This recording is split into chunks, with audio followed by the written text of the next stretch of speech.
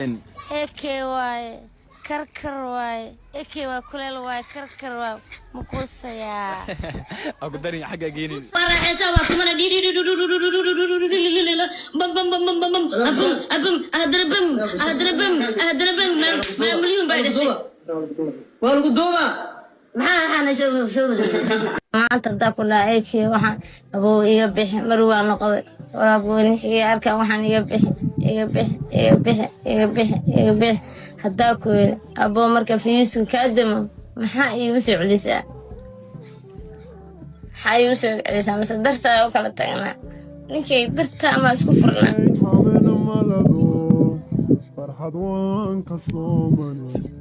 wallaahi bilatala waa isku fureen maalmahaisdagaal eekii madaxiisa isku fureen وحقاق وحا داونيسي مقال قبر صوماليات oo baraha bulshada isticmaali jirtay ayadii wiil ay wada duubi jireen oo markaa ay baraha bulshada ku jirtay ahayd gabadh iskaabula oo aan nin guursanin laakiin maanta marwe ah marka waxay aad iyo aad uga camanaysaa wiil ay baraha bulshada isla isticmaali jireen barta TikTok ah oo waxyaabo anshax xumo ah soo dhigtay oo kamida iyadoo horaadkeeda ruuxaysa iyadoo xubinka taranka ragga wax ka hadlayso saasaan sameeyna ku haysa iyadoo wax soo reebanin oo afka wax saa uga qubaysa ayaa maanta waa la guursaday marka waxaa wiilkii iyada wax la duubi jiray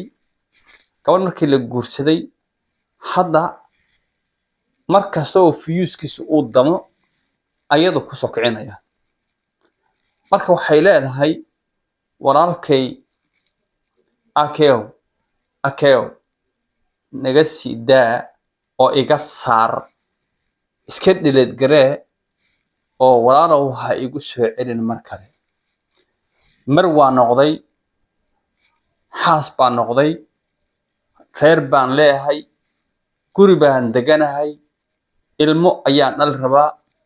mustaqbal baan yeeshay noloshii baan meel ka galay markii hore iskaabula ayaan ahaa inay arrintaa dhacdeen ma habboonayn walaalkay iga saar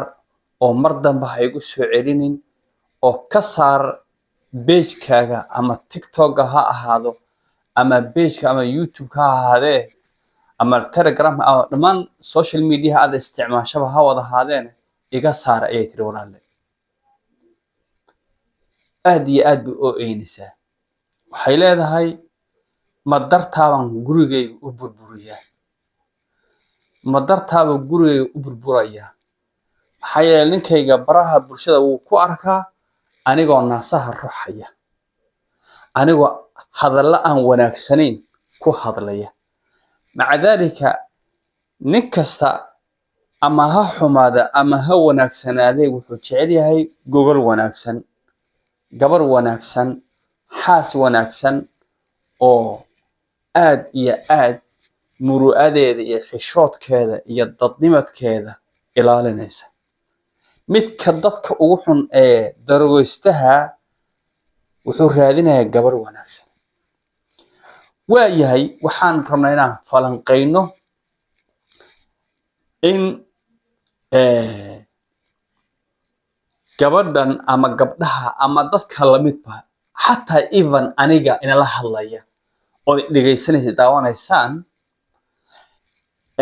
qof kasta oo social media isticmaala haddii aad wax xun soo geliso inta aan la gaadhin xisaab aakhire iyo howlaha aan la gaadhin waxay xujo kugu noqonaysaa adduunyada waa lagu ceebeynaya oo ilmahaagaa lagu ceebeynaya oo hooyada iyo aabbaha baa lagu ceebeynaya oo tolka aad ka dhalatay baa lagu ceebeynaya oo bulshada aad ku dhex nooshahay baa lagu ceebeynaya ku ceeboobaysa marka social media marka aad joogto waxaa aad iyo aad u wanaagsan in aad soo geliso waxyaabaha aan anshax xumo aan ahayn ama war ha ahaado ama arrimaha bulshada oo falanqayntooda ha ahaato iyo wixii la halmaala inaad soo geliso haddiiba marba aadan daynaynin oo social media aad rabto inaad lacag ka samaysid oo baraha bulshada lacag ka samaysid waxaa lagaaga baahan yahay in aad ka dhowrsatid waxyaabaha mustaqbalkaaga soo socda maxaa yeelay shaygan aad miidiyaha gelisay dhammaan anxaa caalam ayuu aadayaa daafaha dunida ayuu tegayaa maxaa yeelay annagoo hadda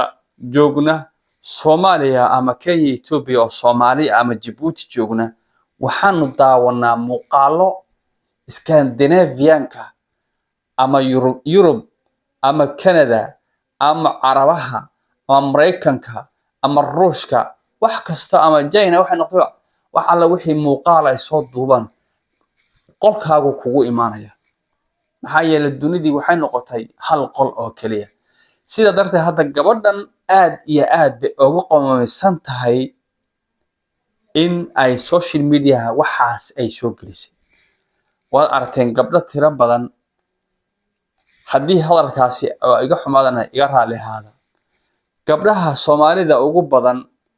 ee magaalada Nairobi waxyaabaha aan wanaagsanayn laga soo gudbiyo gabdhaha reer xamarka u badan xamar waa magaalada caasimadda ummadda Soomaaliyeed inkastoo reeraha hadda ay gaar u sheegteenba